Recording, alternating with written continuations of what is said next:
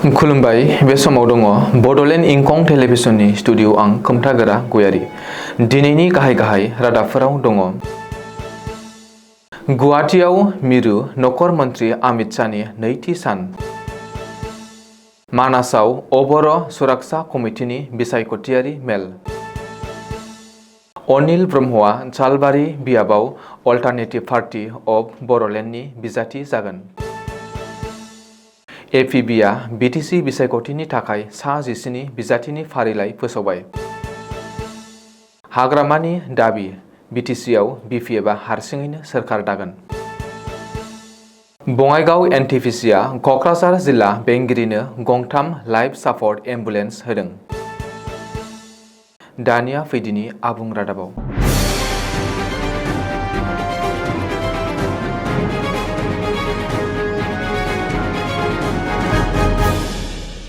गुबुन हाबाफारि लानानै आसाम दावबायफैनाय मिरु नखर मन्त्री अमित शाहआ दिनै गुवाहाटी नोगोरमायाव नैथि सान। मिरु नखर मन्त्रीया दिनै गुवाहाटीआव गोदानै लुफुंनाय राजभवनखौ अफिसियेलि बेखेवनानै होबाय। आसामनि रायजो बेंगिरि लक्ष्मण प्रसाद आचार्य, गिबि मन्त्री डक्टर हिमन्त बिश्व शर्मा, मिरुनि केबिनेट मन्त्री सर्बानन्द सन'वाल, आसाम सोरखारनि गोबांसा मन्त्री आरो गेदेमाफोरनि बाहागो लानायाव अमित शाहआ दिनै गुवाहाटीआव गोदानै लुफुंजानाय राजभवनखौ बेखेवदों। मख'नो गोनांदि गोदानै लुफुंजानाय राजभवनखौ बेखेवनायनि उनाव नखर मन्त्री अमित शाहआ थोंजों खानापारायाव रावना होयो। खानापारायाव खुंनाय एनडिएनि पन्चायत थान्दैफोरनि सन्मिलनाव गाहाय आलासि महरै बाहागो लागोन अमित शाहआ।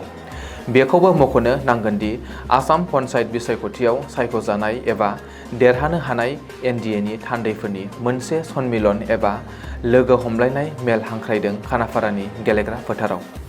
दिनैनि बे सन्मिलनाव एनडिएनि खमैबो 25,000 पन्चायत थान्दैफोरा बाहागो लागोन। रिपर्ट बादिब्ला अमित शाहआ दिनै श्रीमन्त शंकरदेव कलाक्षेत्रआव खुंनाय गलाब बरबरानि 100 बोसोर जोनोम सान फालिनाय हाबाफारियावबो बाहागो लागोन।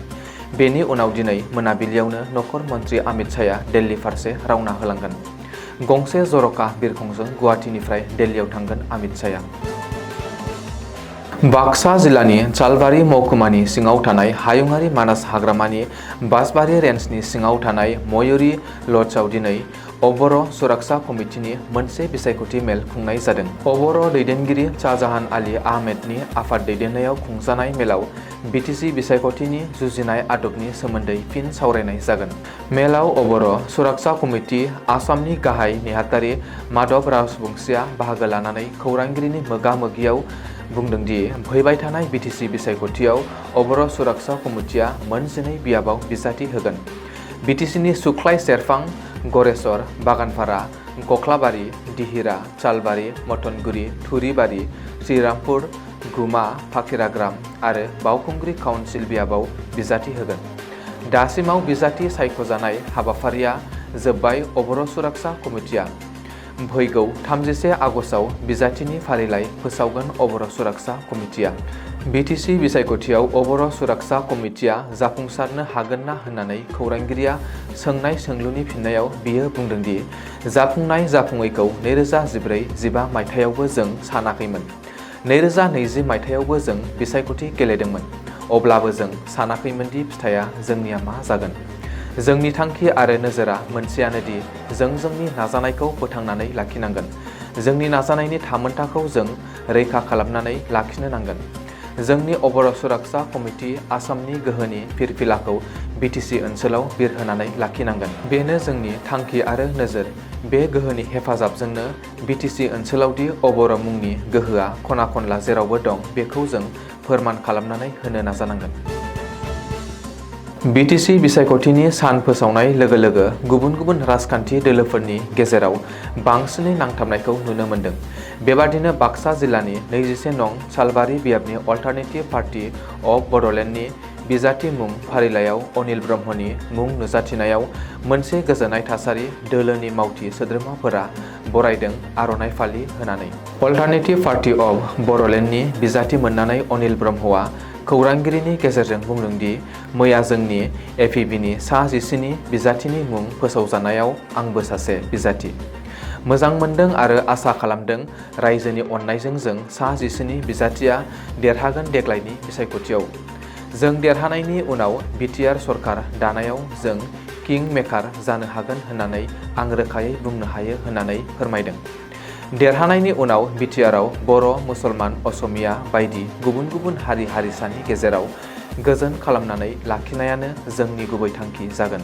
सरकार दानायनि उनाव थोंजोङै गिबियाव जों आन्दलनजों सोमोन्दो थानाय एनडिएफबिनि सोद्रोमाखौ जोबथेसालिनिफ्राय उदां खालामनानै उदां अख्रांनि सिङाव लाबोनायानो जोंनि सेथि खामानि जागोन होननानैबो फोरमायदों बिजाथि अनिल ब्रह्मआ। बड'लेण्डआव बिटिसि बिसायख'थिनि दुंहाव बार। गासैबो राजखान्थि हान्जाया गोख्रों फोसावदिंनाय हाबाफारि लागासिनो। बारग' एनडिएफबि आफादनि दैदेननायाव गोदानै दाजानाय ओनसोलारि राजखान्थि हान्जा अल्टारनेटिभ पार्टी अफ बड'लेण्ड सुंद'यै एपिबिआबो जानो गोनां बिटिसि बिसायख'थिनि थाखाय जानजि खाफ्रादों आरो सा 19 बिजाथिनि फारिलाइ फोसावदों। बृहस्पतिबारखालि एनडिएफबिआ गिबि खोलोबआव सा 19 बिजाथिनि फारिलाइ फोसावदों। सा 19 बिजाथिफोरनि फारिलाइयाव पार्टीनि आफादगिरि डक्टर अनजलि प्रभा दैमारिनि मुङाबो दं।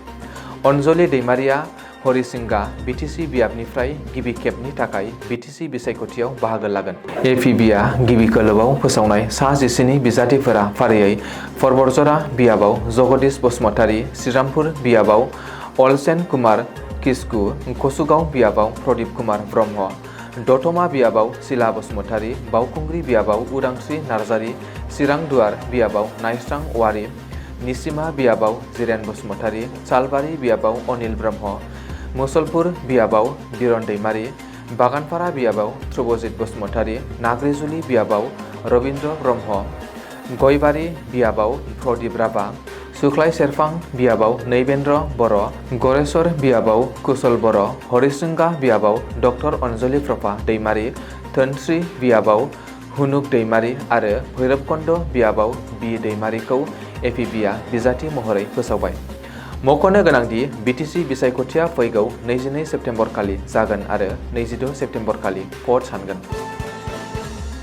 बे खेबाव जोंनि सोरखार फैगोना रोखा। बिटिसि बिसायख'थियाव जों 20निबो बांसिन मासि मोनगोन। 20निबो बांसिन मासि मोनगोनब्लाबो बेनि बिबांखौ बुंथ'ला, नङाब्ला बिजेपि इउपिपिएल कंग्रेसआ गिगोन। बे गेदेर बाथ्राखौ बुंदों बिपिएफनि आफादगिरि हाग्रामा महिलारिया। उदालगुरिनि एडम्स रेस्टुरेन्टआव बिपिएफनि बिसायख'थि खान्थि थि खालामग्रा आफादनि मेलाव बाहागो लानानै बे बाथ्राखौ बुंदों हाग्रामा महिलारिया। हाग्रामा महिलारिया फोरमायथिनाय बादिब्ला नैथि खोलोबनि बिजाथिनि फारिलाइखौ 30 आगस्तखालि फोसावनाय जागोन। मख'नो गोनांदि बिपिएफआ गिबि खोलोबआव मोन 22 बियाबनि थाखाय बिजाथि फोसावदोंमोन आरो आद्रा थानाय मोन 18 बियाबनि थाखाय 30 आगस्तखालि बिजाथिनि फारिलाइखौ फोसावनो बिसायख'थि खान्थि थि खालामग्रा आफादनि मेलाव थांखि लानाय जायो। बेनि अनगायैबो बिटिसिनि मोनफ्रोमबो बियाबाव सासे सायख'जानाय बिसायख'थि मावख'गिरि थिसननाय जागोन।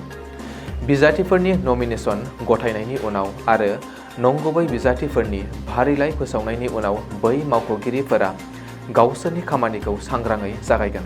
बिपिएफनि मिरु बिसायख'थि सामलायग्रा आफाद एबा स्टेरिं कमिटि दानाय सानखालि बिटिसि बिसायख'थिनि थाखाय बिपिएफ दोलोनि बिसायख'थि इस्ताहारखौबो बेखेवनाय जागोन। बे इस्ताहाराव एबा सतबांसालायाव बिपिएफ दोलोआ सोरखार दाखांनायनि उनाव रायजो राजानि थाखाय मा मावगोन आरो रायजो राजाफोरा बिपिएफनि दैदेनगिरिफोरनो मा गोसोखां बिलाइ होदों बेनि सायाव फोरमायगोन होननानैबो हाग्रामा महिलारिया बुंथियो। सुबुं सिबिनायाव बङाइगाव एनटिपिसिनि मोनसे गेदेर बिहोमा। बङाइगाव एनटिपिसिआ गंथाम एम्बुलेन्स दान होदों। बङाइगाव एनटिपिसिआ कर्परेट ससियेल रेसपन्सिबिलिटि हाबाफारिनि बाहागो महरै क'क्राझार जिल्ला खुंथायनो गंथाम लाइफ सापर्ट एम्बुलेन्स होदों। सावस्रि जोथोननि बिथायारि सानज'थायखौ गोख्रोंसिन खालामनो आरो बेनि गोनांथि जानाय सुबुंफोरनो समबादियै आरो गोख्रै सावस्रि फाहामथायनि हेफाजाब होनो थाखाय बङाइगाव एनटिपिसिआ क'क्राझार जिल्ला खुंथायनो एम्बुलेन्सखौ होदों। रिपर्ट बादिब्ला मडार्न मेडिकेल सापर्ट सिस्टेमजों आबुङै लडेड बै गंथाम एम्बुलेन्सखौ एनटिपिसि बङाइगावनि हेड प्रजेक्ट अर्नब मैत्रआ क'क्राझारनि जिल्ला बेंगिरि मासान्दा एम पार्टिननि आखायाव गथायो। दिनैनि रादाबा एसेनोसै, गोजोन्थों।